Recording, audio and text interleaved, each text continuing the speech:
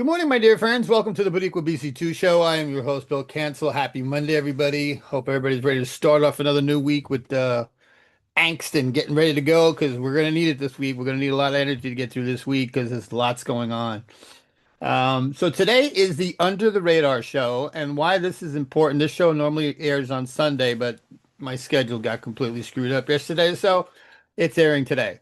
Um, so what is this show? This is the second installment of the show, and what I'm trying to do with this show is to keep you informed on other stories that are not really making the headlines, but they're important stories, you know? So it's important that we understand that what we see daily is really just the tip of the iceberg, but that there's other things that are happening that we really still need to be aware of. So that's the purpose of the show. So let's jump right in. Um, Number one, this is by Reuters. The SEC IPO freeze amid shutdown. Didn't know this. Because of the government shutdown, the SEC is operating on a skeleton staff, which means no new IPOs are being processed. That delays high-profile companies trying to go public, e.g., biotech, green tech. I that doesn't sound like it's good for America, does it? I don't, not feeling that. Um, Number two, by Assets New Republic.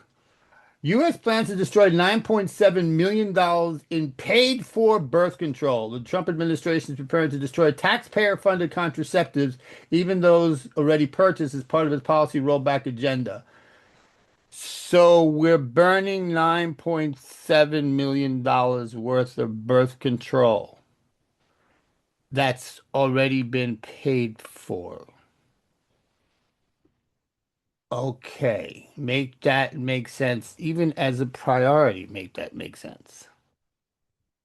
Lead contamination in Detroit schools. This is by PBS. Lead contamination in Detroit schools' water systems. More than half of schools in Detroit have shut off drinking water over lead contamination concerns. A public health crisis in a major U.S. city that is barely making headlines.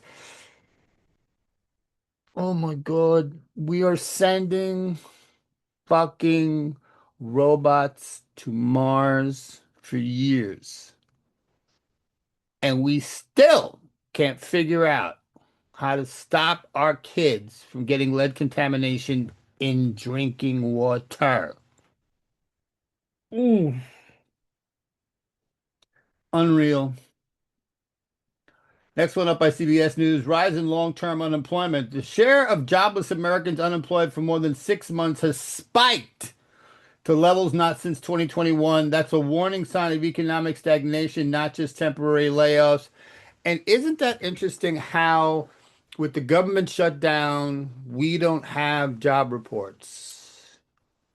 Coincidence? And this report is showing unemployment rising. Coincidence? Don't think so. Don't think so. Number five, this is by CBS News. This was kind of reported, but I think it was underreported.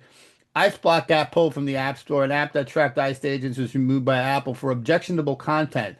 The app's existence pointed to surveillance of accountability attempts. Its removal suggests pushback or suppression. Tim Cook, shame on you. This was reported AP News, but I don't. It hasn't really made the rounds yet, so that's why I'm bringing it up here. Federal judge blocks National Guard deployment to Oregon. Trump tried deploying troops to Oregon, but a judge temporarily blocked it, citing unconstitutional and jurisdictional concerns. This undercuts an escalation strategy. As I talked about in the first show this morning, Trump is going to have a problem. He's going to have to visibly and publicly either go against court orders or he's going to have to cave and stop this madness. It's going to be interesting. Medium, this is by the Medium. Quiet decline of U.S. COVID cases with regional upticks in most U.S. regions. COVID cases are falling, except in a few Northeast areas, yet the public narrative doesn't always reflect this nuanced reality. The next few are interesting. This is by Camera. Rocket threats emerging in the West Bank. Palestinian groups in the West Bank are reportedly building up rocket arsenals, expanding conflict zones that had focused largely on Gaza. Number nine, American Muslims for Palestinian under contempt legal scrutiny. This is also by Camera. The organization has been held in contempt of court with looming questions and lawsuits about its financial ties and whether it's acting as a front for extremist groups.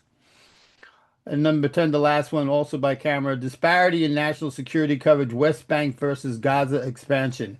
Mainstream media continues, mainstream media continue heavy Gaza coverage, but the escalation and rearmament happening in the West Bank or in lesser conflicted zones is slipping under the radar. So there's still a lot going on down there that nobody's paying attention to, including Anus Tangerinas, who has no clue what's going on down there at all. So again, folks, I'm just presenting these to you because I don't think everything should slip under the radar. These are important stories that we still need to deal with on a regular basis because it has impact on everything else that's going on. So I hope you enjoy that show. Do let me know in the comments. Have a great day, everybody. We'll see you tomorrow morning. Take care.